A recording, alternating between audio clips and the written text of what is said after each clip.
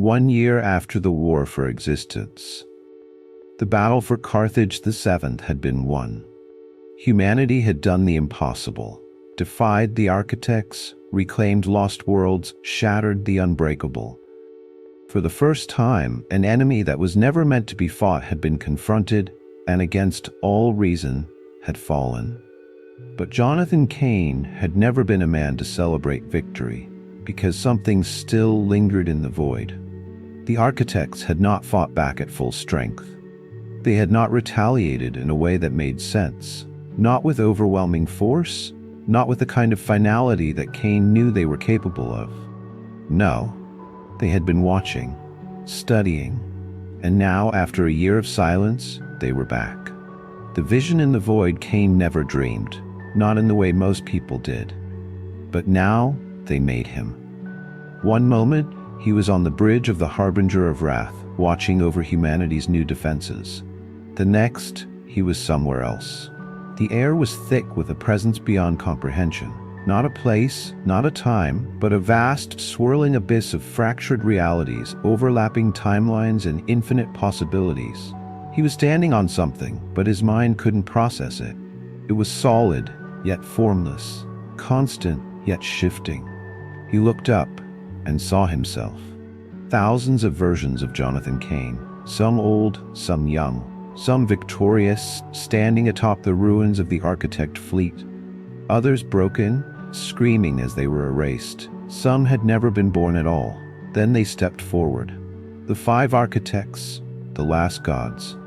Cain had fought enemies before. Tyrants, empires, fleets that could blot out stars. He had seen the horrors of war, the devastation of lost worlds, but he had never seen anything like this. They stood before him, not just enemies, not just conquerors, but beings whose existence defied every law of reality.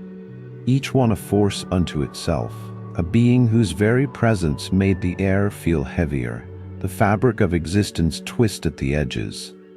Cain's instinct screamed. He knew deep in his bones that these were not just architects.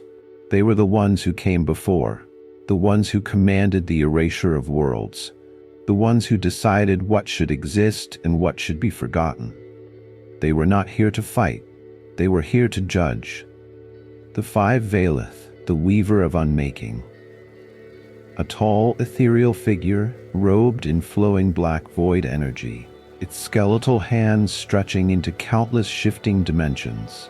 When it moved, its form rippled as if it was flickering between different timelines at once.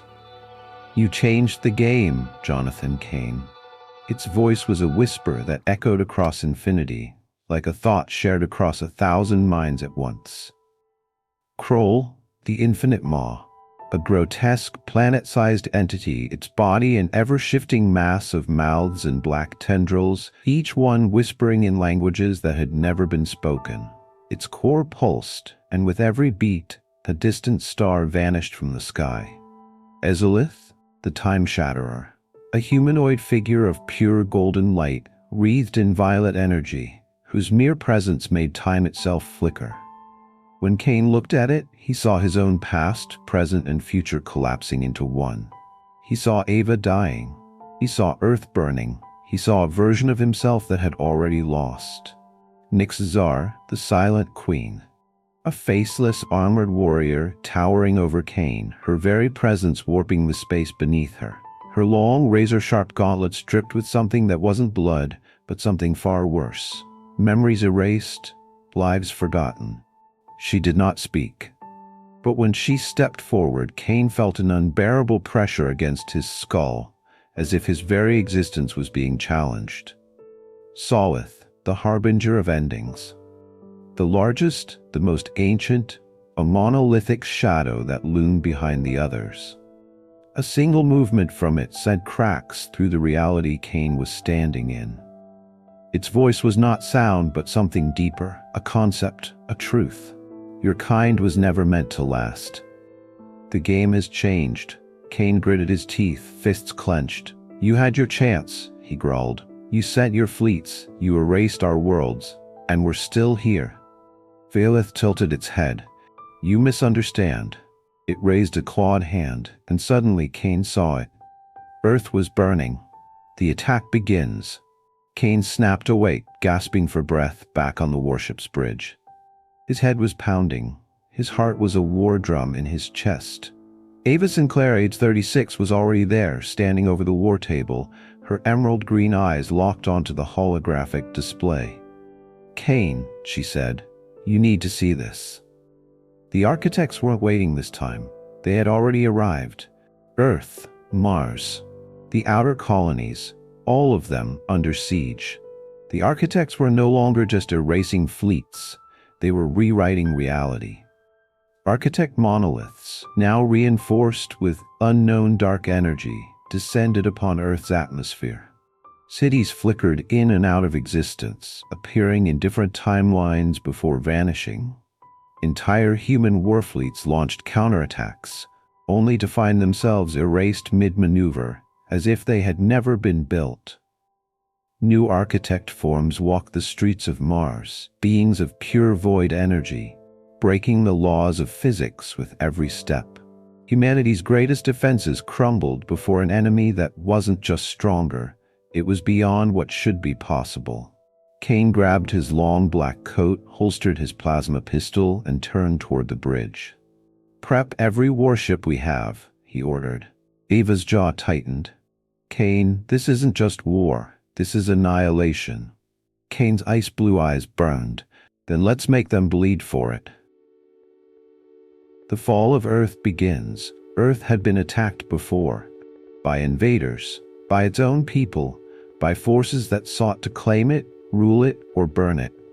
But never like this. Jonathan Cain stood on the harbinger of Wrath's war room, staring at the live feeds coming from the Sol system. His hands were clenched behind his back, his ice blue eyes locked onto the impossible. The architects had arrived, and reality itself was collapsing. Earth's skies flickered. 1 second storming, the next cloudless, shifting between night and day in erratic pulses. Entire cities were phasing in and out of existence, skyscrapers stretching into impossibly tall spires before vanishing, neighborhoods swallowed by void rifts, appearing in different places before winking out entirely. Time was fracturing, and the war had barely begun. The battle for Sol. The human fleet was already engaged, thousands of warships unleashing hell. Cain watched the Republic dreadnought Endeavor fire a full spread of planet-cracking kinetic torpedoes at an approaching architect warform.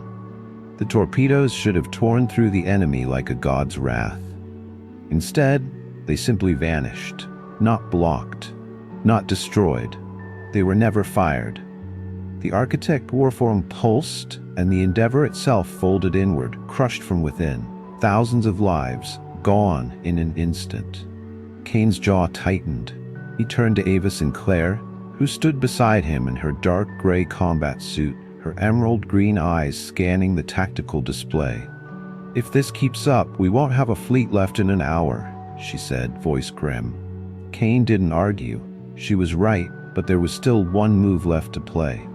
"We don't win this by fighting fair," Cain said. "We hit them where they don't expect." Ava raised an eyebrow. "And where the hell would that be?" Cain turned back to the war map. His voice was cold. "We take the fight to the architects themselves. A mission to the impossible. You want to what?" The War Council inside the Harbinger was a chaos of voices, disbelief, and barely concealed fear.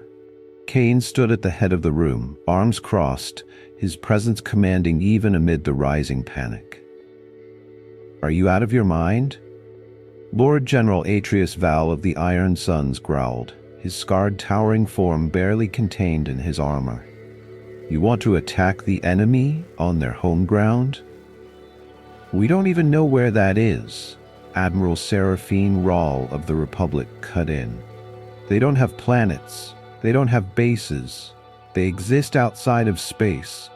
Cain's ice blue eyes flicked to Ava, and she tapped the war table, pulling up a classified intelligence report. A single point in space flickered into existence, a black void at the center of the galaxy. The throne of the architects. For thousands of years, no human probe, no Dominion scout, no Iron Sun's warfleet had ever breached its veil. The system did not appear on any map, because it wasn't supposed to exist. "We know where they are now," Ava said. "Because they showed us." Cain nodded. "They think they're untouchable. It's time we prove them wrong."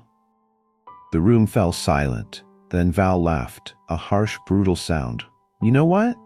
Fine, you're insane, but I'd rather die taking the fight to them than waiting to be erased." Ral sighed. "You'll need every warship capable of surviving that journey." Cain's gaze was unwavering. "Then we take them all." The final fleet. It was the largest armada ever assembled in human history. Every remaining Republic warfleet, every Iron Sun's dreadnought, the last of the independent colony battlecruisers, and one stolen Dominion superweapon, scavenged from the wreckage of the old war, a planet killer built to destroy an empire, now repurposed to strike at gods. The Harbinger of Wrath would lead them, a suicide mission, a final assault against an enemy that could rewrite existence at will. But Cain had spent his life fighting wars he wasn't supposed to win, and he wasn't stopping now. Crossing the event horizon, the moment they entered the throne system, everything changed.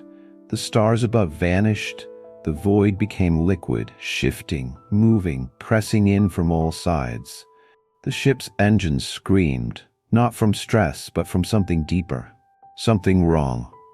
And then the architects appeared. They did not warp in, they did not descend from hyperspace, they simply were. Monolithic, black, towering like eldritch gods, their forms shifting between dimensions. At their center stood Valeth, the weaver of unmaking. It gazed upon the human fleet, and for the first time, it hesitated. Cain saw it, a flicker of something. Doubt, and he smiled. Fire everything. The battle that shouldn't have been possible. The human fleet attacked as one. The Iron Sun's dreadnoughts unleashed plasma storms capable of burning moons. Republic warships fired reality-fracturing kinetic rounds, each one designed to collapse entire timelines. The stolen Dominion superweapon, built to crack planets, roared to life, its beam lancing toward the architect warforms. And for the first time in history, the architects bled. Valeth reeled, its form flickering, twisting. Kroll, the infinite maw, screamed, an eldritch, agonized sound as its tendrils were severed by nuclear light. Ezzelith, the time shatterer, fractured, its golden glow stuttering as it struggled to maintain form. Nix-Zar, the silent queen, stepped forward to counterattack, and Cain was already there. He piloted a single modified strike fighter, plasma wings burning blue, hurtling through the battlefield at impossible speed. And in his hands, he carried a weapon built for one purpose, to kill a god. The throne of the architects. No human had ever come this far. The battle for the throne system raged around Jonathan Cain, a war unlike anything in history. Across the void, humanity's final fleet tore into the impossible. Iron Sun's warships battled the tendrils of Kroll, the infinite maw, their nuclear cannons carving fire across the void. Republic dreadnoughts shattered Ezzelith, the time shatterer's golden shell, forcing the architect to retreat through fractured time. The Dominion superweapon roared, its death beam slicing through the heavens, erasing architect monoliths with raw, unfiltered entropy. And in the middle of it all, Cain was alone. His custom-built strike fighter hurtled through the battlefield, engines flaring blue, a plasma lance locked onto his ship's hull. His target was Nix-Zar, the silent queen. She stood on the floating remains of a shattered architect warform, her faceless helm tilted toward him, waiting. Cain gritted his teeth. The architects had torn through humanity for centuries, erasing, rewriting, ending. But today, one of them was going to die.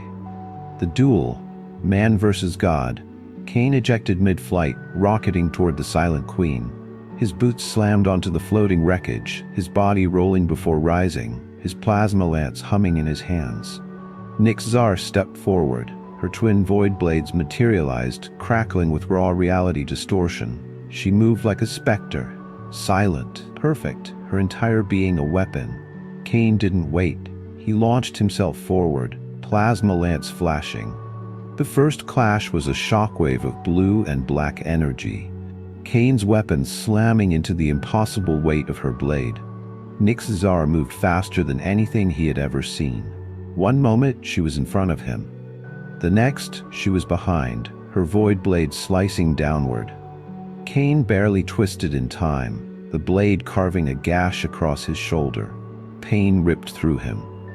His combat suit hissed, emergency nanites sealing the wound. But he was still alive. His grip on the plasma lance tightened. Nix-Zar tilted her head.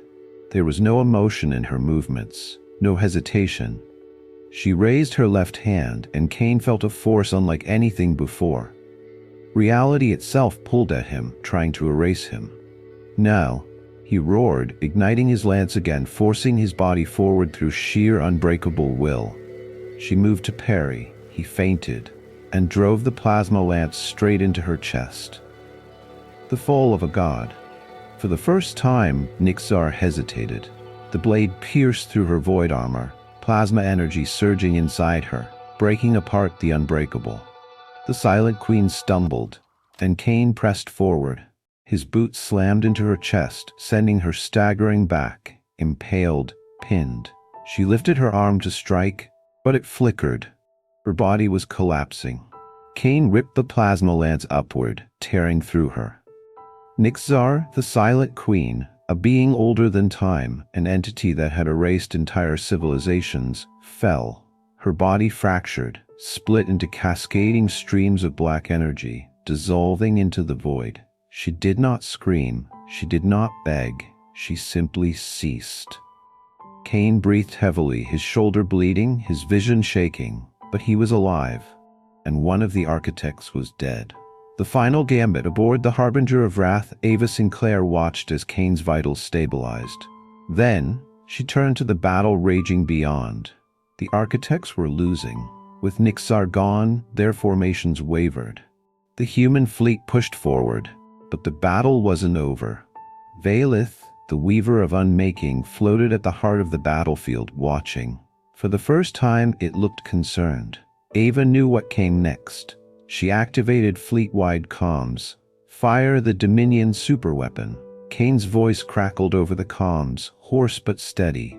Do it. End this. The final weapon of the Dominion charged one last time. A blast of pure annihilation surged forward, not just destroying, erasing. Valith's voice echoed across the battlefield. No, and then it was gone. Silence over the throne.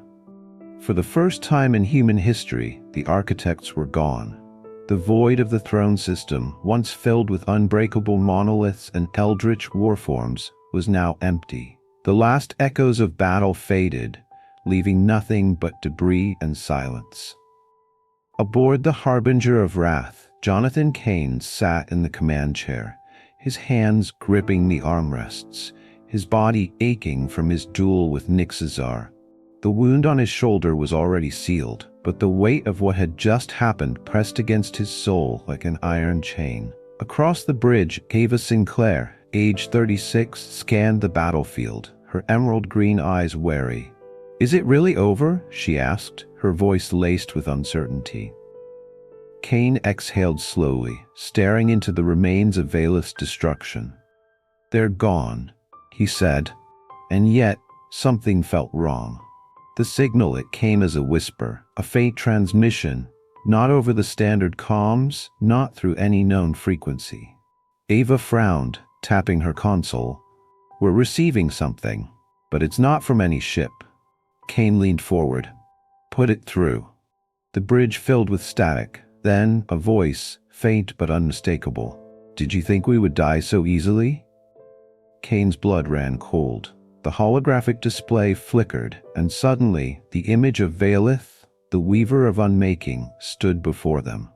The architect's final move. The bridge fell into stunned silence. Valeth was gone, destroyed. Yet here it was, standing before them as if nothing had changed. Cain gritted his teeth. "We watched you die." Valeth's form flickered. Not solid, not real. A projection? A remnant? "You destroyed my vessel, my body." Valeth's voice was calm, almost amused. "Did you really believe we were bound to such things?" Cain's mind raced. The architects had never been biological, never been physical in the way humanity understood. Their forms were constructs, avatars of something far greater. Ava's hands tightened into fists. "What do you want?" Valeth's featureless face turned toward her. "I want you to understand." The hologram shifted, and suddenly they weren't aboard the Harbinger anymore. They were somewhere else. The truth of the architects. Cain found himself standing on a vast, featureless plain. Ava was beside him, her breath sharp, her body tense. Above them the sky was wrong. It was not black, not filled with stars, but an endless shifting mass of spiraling, shifting realities. Valeth stood before them, 1,000 versions of itself rippling through space. Cain clenched his fists. "What is this?" Valeth raised a clawed hand. "The place between existence and oblivion." Cain didn't flinch. "And why the hell am I here?" Valeth tilted its head. "Because we never wanted to destroy you." Ava laughed bitterly. "Could have fooled us. You were not meant to exist." The words sent a deep chill through Cain's spine. Valeth stepped closer. "We did not erase you because we feared you. We did it because of what you will become." Cain's jaw tightened. "And what's that?" The architect's form rippled. Then, for the first time, it showed them. The future that shouldn't exist. Cain saw it.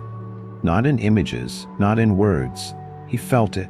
Humanity centuries from now, no longer flesh and blood, no longer bound by gravity, mortality, or weakness. They had become something else. Something worse. A force that did not conquer, but consumed. He saw the stars breaking under human hands. He saw planets rewritten in an instant, their histories erased, their peoples forgotten. He saw a future where nothing but humanity remained. Ava gasped. "No, that's not us." Valeth's voice was calm, certain. "It is inevitable." Cain forced himself to breathe. He had seen too much war, too much devastation to deny what was in front of him. But this was not his people. This was something else, something monstrous. Valeth raised a hand. "You are not ready for what you will become. We sought to erase you to prevent this, but now you have chosen your own fate." Cain's voice was like iron. "Then we'll prove you wrong." Valeth's form began to fade, unraveling. Its last words echoed across eternity. "We will return, and next time you will not fight us. You will fight yourselves." Back on the Harbinger, Cain snapped back to reality. He was in the command chair again, Ava beside him, the bridge crew watching in stunned silence. The hologram of Valeth was gone. Ava swallowed.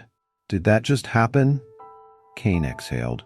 "Yeah." Silence filled the war room. The architects were truly gone, but they had left a final warning. Cain's ice-blue eyes hardened. They had survived extinction, defied gods, killed the unkillable. And now the only enemy left was the future itself.